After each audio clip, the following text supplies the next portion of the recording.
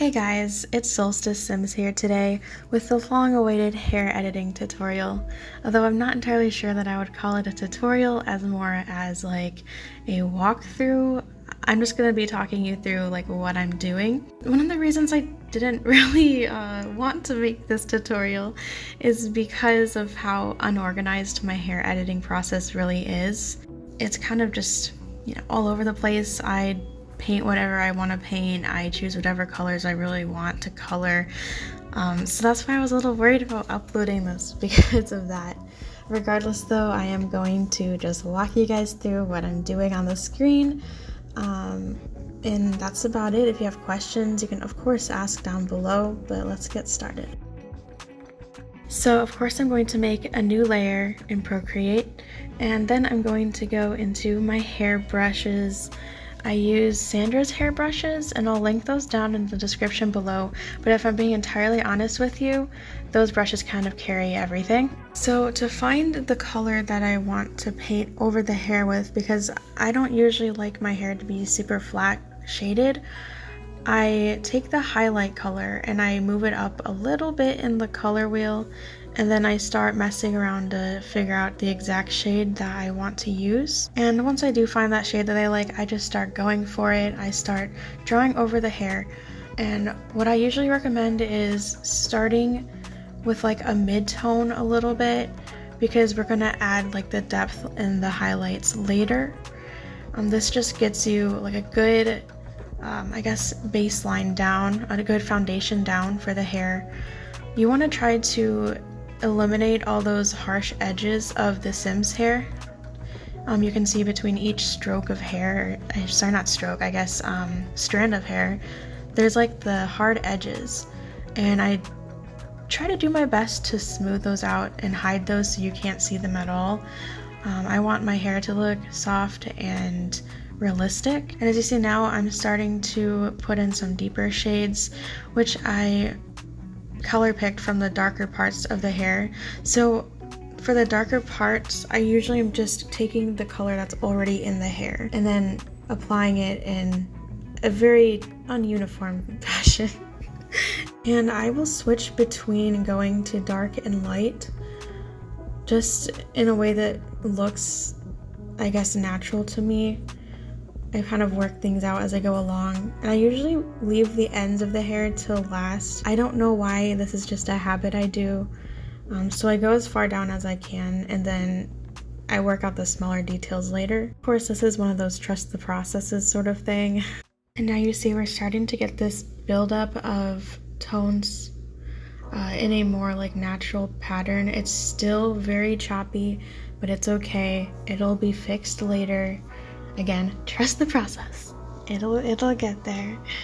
And I do start taking even darker tones to start bringing in more contrast in the strands of hair, so that it's not all just one flat color, which leads to very cartoony, like fake looking hair. You want to have some depth to it, some contrast. I also want to note that I usually start by using a bigger brush size at the beginning, and then as I add more of the tones to the hair, I start making my brush size even smaller. At the moment, I think my brush is still a little bit on the bigger side, but you'll notice as I soon will start adding highlights that the brush size will go up, or go down. Yes, it will go down. You'll also notice that on the edges of the hair, I start going out of the outline, like I bleed out with the hair brush just to soften the edges, make it more fluffy and realistic and less, edgy, harsh. This just helps to move away from the clayified, like Maxis Match hair, and it starts moving us more towards that realistic style of hair that I prefer. And of course, like, you may be thinking, like, why not just use alpha hair? Well, in my opinion, like, I feel like editing hair ends up looking better than alpha hair anyway. Obviously you can edit alpha hair as well, but Again, Maxis Match Hair is an easier base to use for editing because it's already like, it's a flat tone, there is a solidified shape to it, so it's easy to just paint over. Alpha hair has a lot more texture and like fine, harsh lines in it that require a lot more painting. I don't really know how to describe what I'm trying to say, but I feel like Maxis Match Hair is just an easier base to get started with for painting hair. You'll also notice here that on the edges I also start to feather the hair out. My hair editing is usually a bit more on the messy side. I like to edit in a lot of like flyaways and like loose strands of hair, give it some like wave and like body. I feel like I'm giving you like a shampoo ad right now.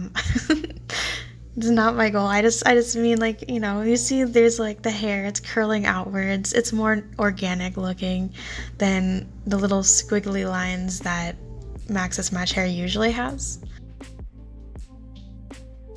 And you see I started using, I believe, a smaller brush to start editing in or painting in strands, like to make it more refined looking, more detailed.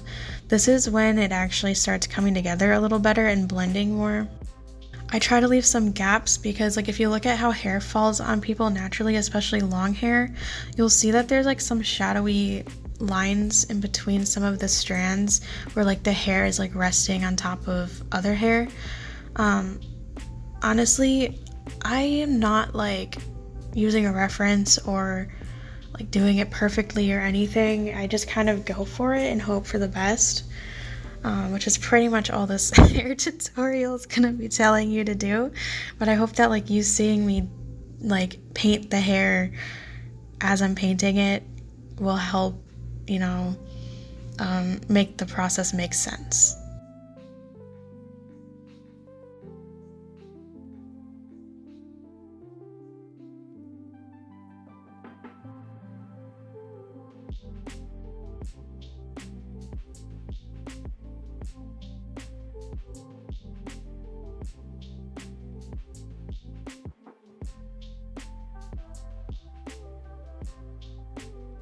Also, you may see me adding midtones back into the hair, like a darker color, which may seem like counterintuitive because I already laid down the highlight. The reason I do this is because I like to have some of the highlight peeking out, and by painting this midtone over what's already there, it's helping to smooth out the hair a little more instead of it being a bunch of like choppy pieces of color. So I'm essentially right now just trying to like get everything blended together while also making it look more natural with like thinner strands and allowing some of that highlight color to come through or pop through the midtone. Is actually making it look a little more natural because it's like the hair is catching the light a little bit. I hope that makes sense. And now I'm starting to move up further to the top of the head. And I will say that, honestly, I don't know why I do this. I tend to start in like the bottom of the hair. Not the bottom, but like the middle bottom of the hair. And then I work my way upward to the top instead of going from the top down. It would probably make more sense to go from the top down. That's just, I guess, not how I usually do my hair. It's, of course, up to you how you do your hair. It doesn't really matter. Everyone has their own, like, you know, how their brain likes to work through things. And this is just how I work through my hair. So again, I'm softening up those edges, especially towards the inside and the outside of the hair.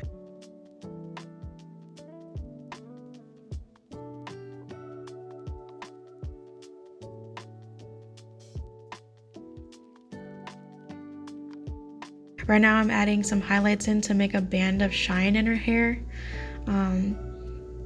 You can see on the other side of the, like on the Maxis Match side, you can see the bands of highlight, and I'm kind of trying to imitate that on the other side that I'm working on right now. I'm just adding a little bit more highlight, and now I'm going to darken it so it stands out more. Well, darken underneath the highlight strips. And you want to make sure that it doesn't look too, what's the word, like harsh? Like you don't want it to be super blocky looking. So I took some of the colors around it and I dragged through the highlight band just to try to make it blended a little bit more.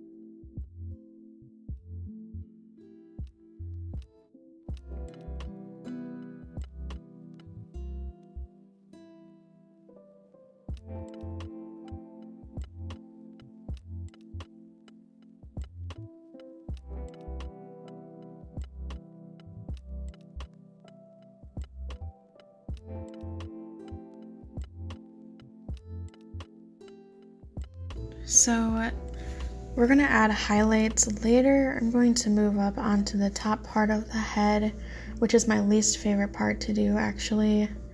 It's just, I don't know, I really don't like with editing in the roots. So I do try to keep the brush in the same direction as I'm moving it so that you don't get overlapping. And luckily, her hair is already kind of like gradient in a way that it shows me what would be a good color to use for her roots. So I'm pulling that color out, and then since obviously again you don't want it to look too harsh, I started taking a highlight color and I started trying to blend it out a bit.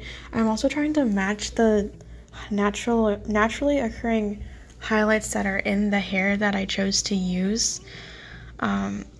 This hair creator actually has really nice Maxis Match hair textures that are already kind of shiny, so that kind of texture helps a lot with hair editing in my opinion. So they're definitely one of my favorite hair creators. And now I'm going to start softening the outside of the hair again, just like I did on the bottoms.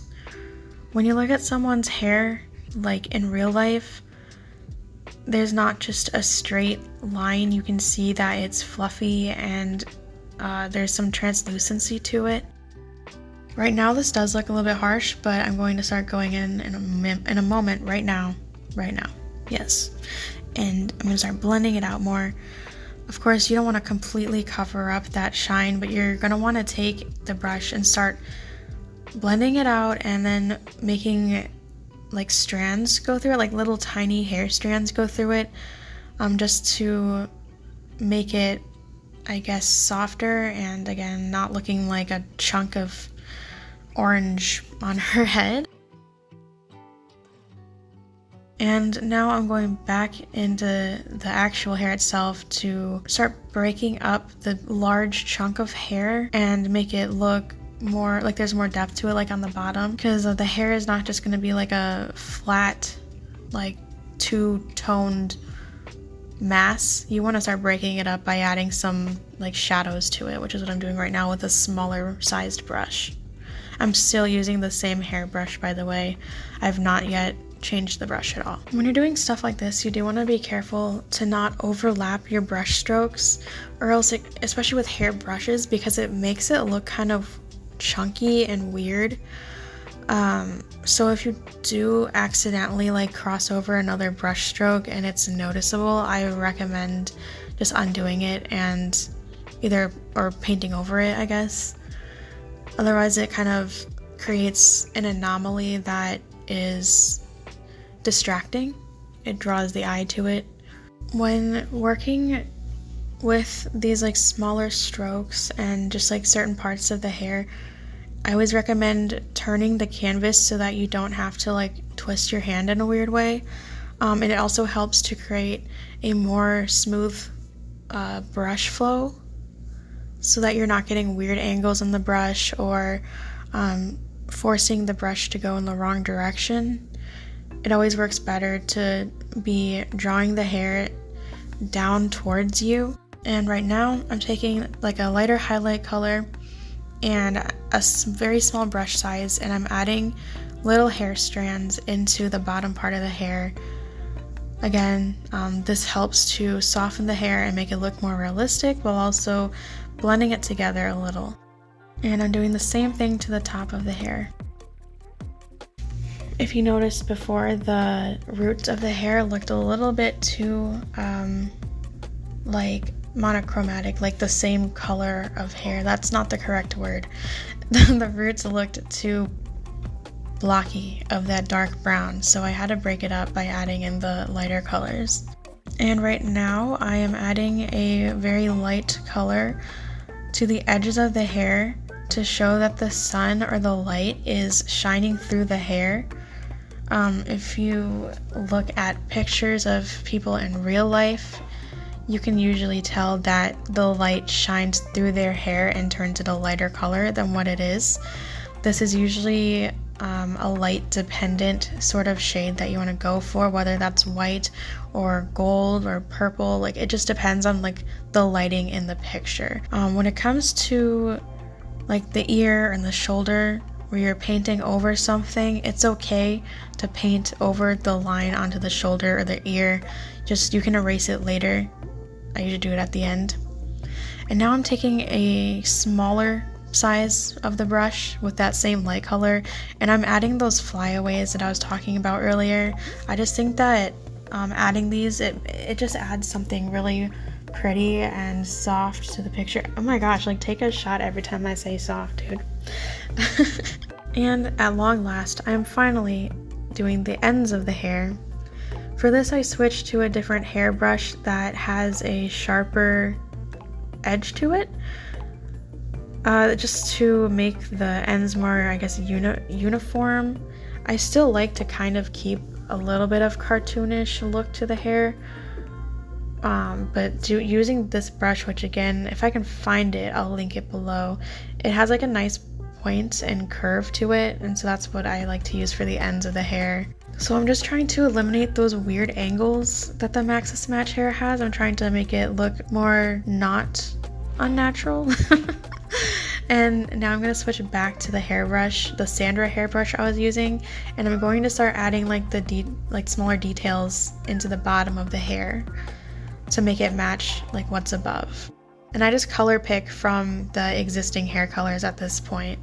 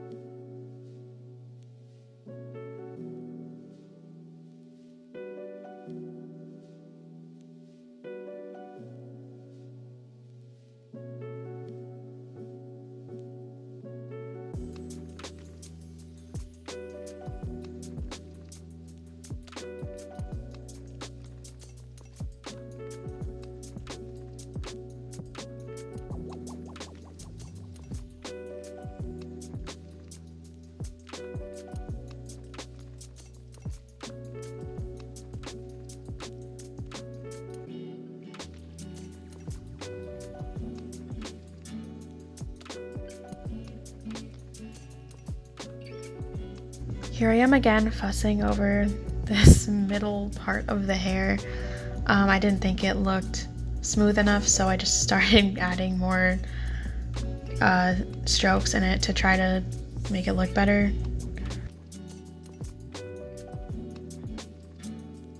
I'm just trying to clean up some of my lines, and I'm adding in more areas of contrast to break up some of the flat colors.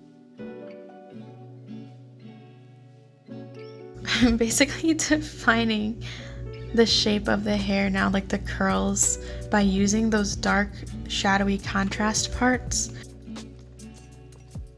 You know, her hair is wavy looking, and so I was trying to break apart and shape pieces of the hair in order to maintain that curly shape.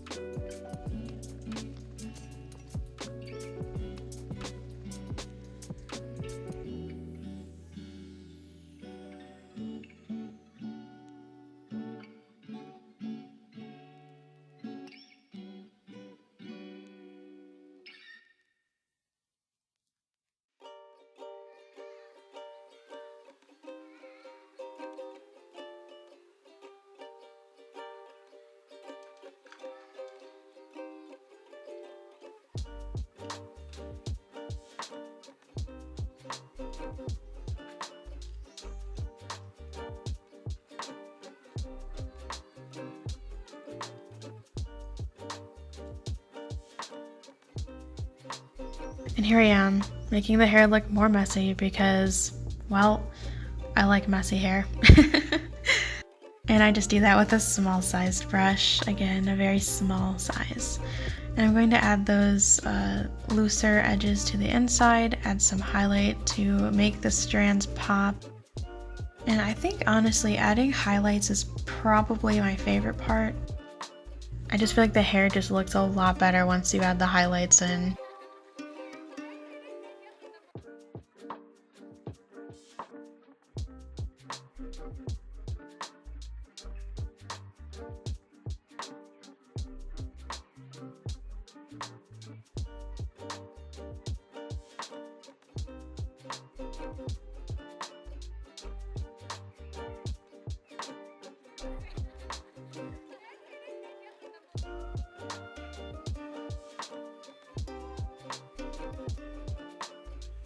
And I'm finally starting to add lighter color strands into the hair, trying to give it that shine.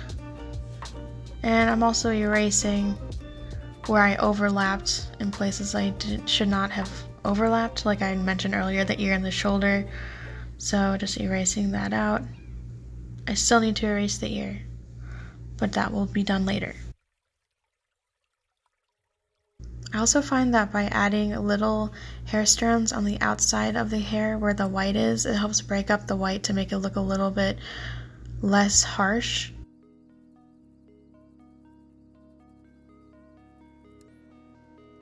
And we are back to trying to make highlights, I think, yes.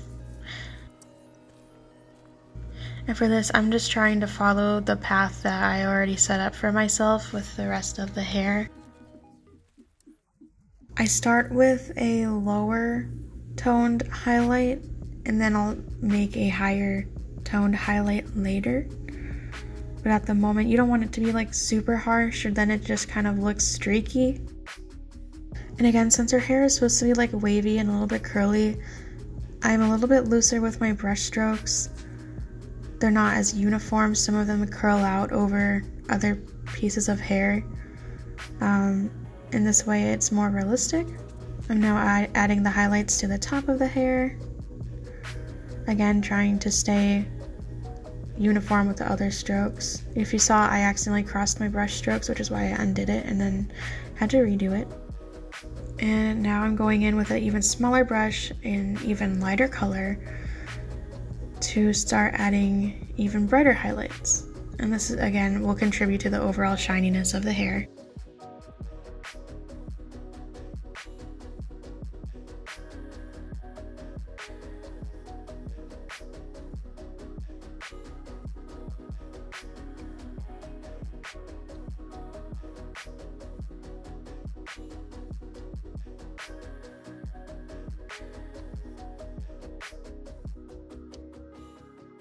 And now I take this highlights brush in the Sandra hairbrush collection. I believe that this brush kind of works as an overlay layer. I'm not entirely sure. It's not an actual overlay layer. It's just that the brush is always laying down brighter than the color that you actually pick for it. I use this brush sparingly. You don't want to use it all over the place because it just gets a little streaky sometimes. But I'm adding it in places where there would be the most light, which would be those bands of light and then like the edges of the hair. And you want to be light-handed if you use that brush. You definitely don't want to use it like with full force or else it's way too harsh. And as you can see, some of my brush strokes have crossed over up here. So I'm just doing my best to try to smooth those out and also lessen the harshness of the roots. I'm going back to the hairbrush I was using to try to bring in some of those finer strands into the roots since I just blurred them out.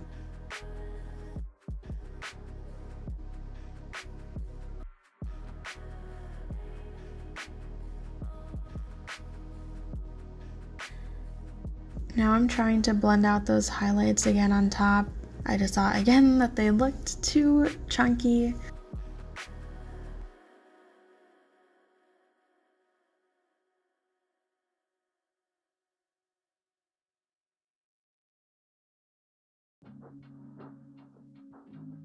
And now for my final life hack hair editing tip, we're going to make a new layer, put it on overlay, and then grab a soft airbrush and a very light color. And I start putting this over the highlighted parts of the hair to add that extra oomph, the extra glow, the extra beautiful shine. I like my hair to be shiny, but like not greasy shiny, you know, like ethereally shiny. And you always want to mess with the opacity because you don't want it like too bright, but you also don't want it like not there. You want to find that perfect middle ground. And now I'm going back into my hair layer because I completely forgot that I have to edit the hair on the inside of her face.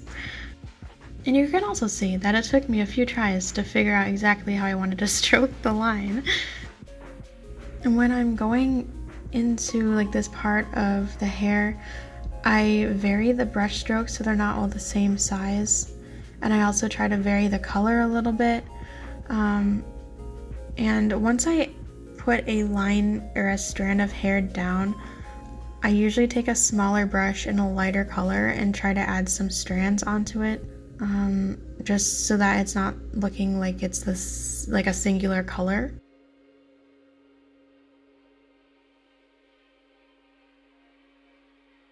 And now I'm also editing the little sideburn thing just to make it more, less cartoony, more natural, so that it doesn't stand out against the softness of the hair.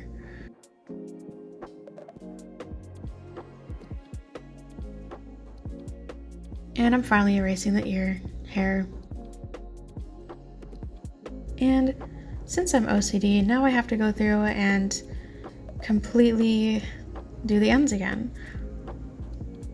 And add in all these little touches that I'm sure nobody even notices. It's just, you know, just me.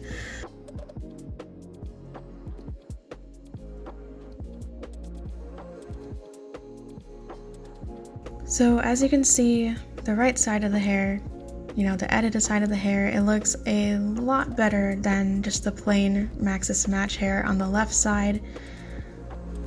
It's pretty much night and day, and it just really adds some nuance to your paintings. It is a daunting task. Usually takes me like 30 minutes just to edit hair, but I think in the end it's worth it.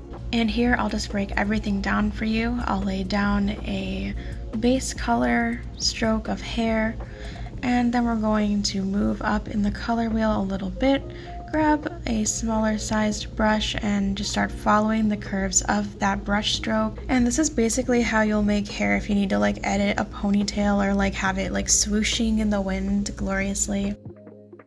We're also going to take a lighter color again now and start adding in even brighter highlights. And I'm also using a smaller brush here. And just to blend things in a little bit more, I grab the dark color again and I start trying to even it out and make those highlight bands that I talked about earlier, and adding in the contrasting bands underneath the highlight bands.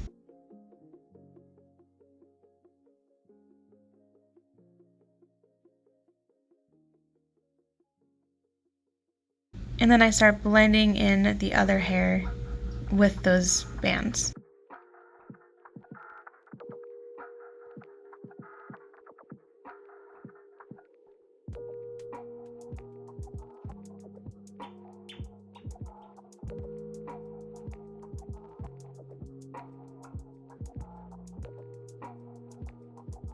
Now using the highlight brush, I brighten up the highlights even more.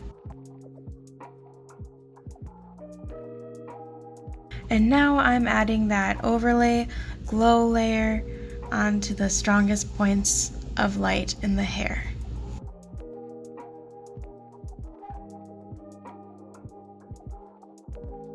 And now I will just speed up the editing so that you can see the rest.